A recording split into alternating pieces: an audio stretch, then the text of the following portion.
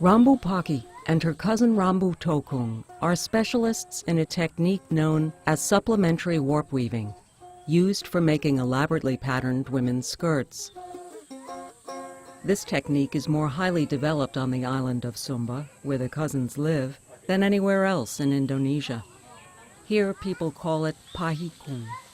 The process begins with the laying out of the warp.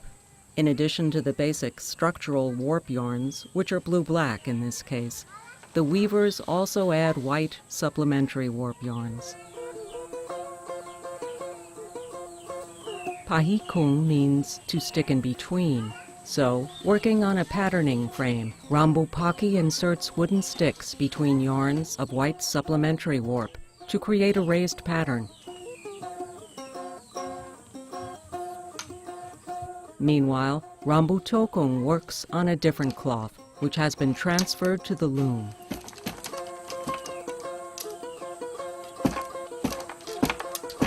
After finishing a weaving, the cousins work together to paint accent colors onto the cloth. The red dye is made from sappan wood. The blue dye is indigo. The finished piece will be sewn into a tubular skirt.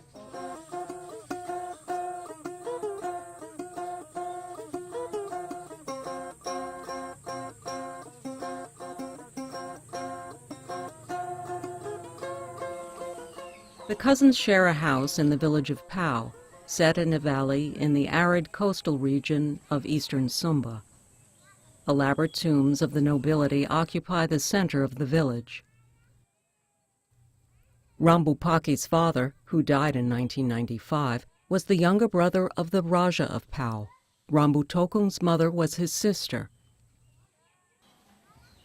Following customary practice in aristocratic Sumbanese households, when Rambu Pakki's father died, his remains were first wrapped in many specially woven textiles, then placed in a chest in the house. There they will rest while the family marshals the resources needed for the construction of a proper tomb and the elaborate final funeral ceremonies, a process that often takes many years. Occasionally, the women make an honorific offering of betel nut to their fathers.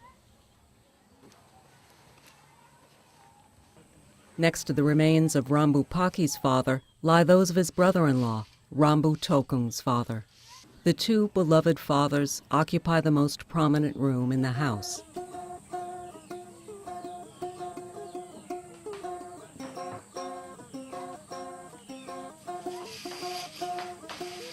As nieces of the Raja, Rambu Pakki and Rambu Tokung belong to Sumba's nobility, called the Maramba caste.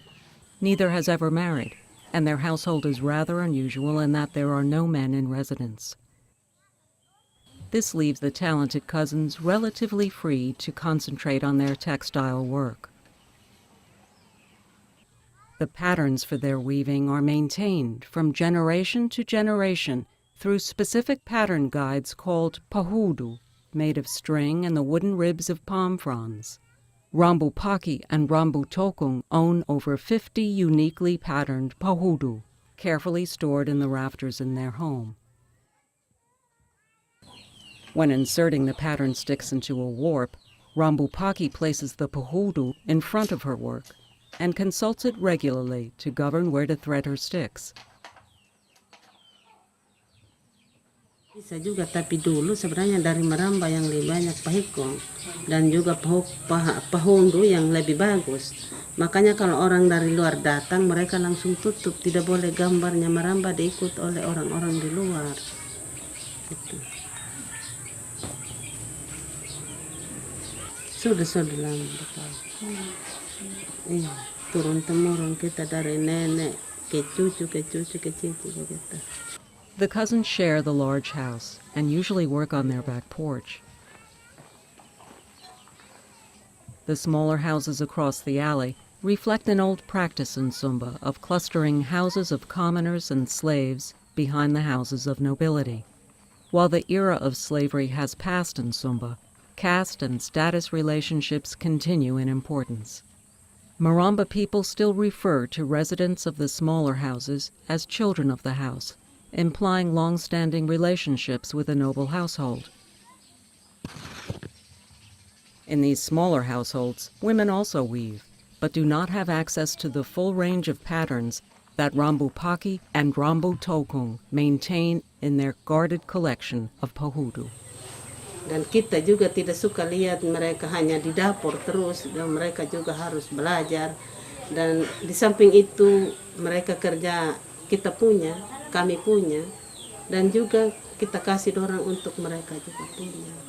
Untuk mereka jual macam anak selendang-selendang, tapi bukan gambar-gambarnya kita, tidak ada gambar biasa. Oh, mereka juga belum pernah lihat. Walaupun lihat hanya sepintas kalau kita kerja. Tapi mereka juga tidak mau meniru, tidak mau minta juga harus gambar itu. Nah, sebenarnya tiap hari kalau saya berhenti kerja istirahat sore, sudah sore jam 4 begitu saya istirahat mau mandi. Saya lupa bawa masukkan ke rumah. Saya lupa malam ambil pulang dari mandi itu, saya mandi di kali pulang saya lupa ambil. Jadi besoknya saya mau kerja lagi, saya lihat tidak ada. Saya cari-cari di atas rumah juga tidak ada. Saya bilang, siapa yang biasa datang di sini? Saya bilang, pasti. Saya cari tahu anak-anak di kampung lain. Oh, nanti kita dengar-dengar, kita juga ikut cari, mereka bilang. Kemudian saya juga tidak ada mau kerja, terpaksa saya ikut gambar yang sudah yang sudah jadi. Saya ikut kembali pakai jarum, saya bikin lidi baru. Gitu. Habis itu baru ketahuan saya dengar, oh ada, tolong saya bilang, tolong cari sampai dapat. Nanti saya kasih kamu uang, saya bilang. Saya tidak bilang juga kau mencuri, tidak, saya diam saja. Saya diam saja, sampai saya dapat kembali itu motif, saya diam saja ambil kasih. Makanya kalau itu orang sering datang-datang di rumah, kita sudah tahu dia yang mengambil. Kita sering jaga-jaga dia.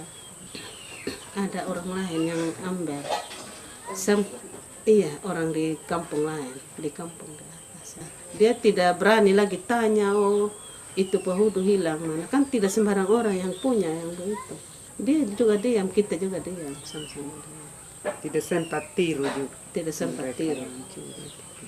Kan tidak sembarang. Dia sebenarnya harus kasih orang di luar kampung mungkin karena takut atau ragu-ragu juga nanti ini gambarnya dikenal siapa yang kasih, mungkin ya begitu dia simpan.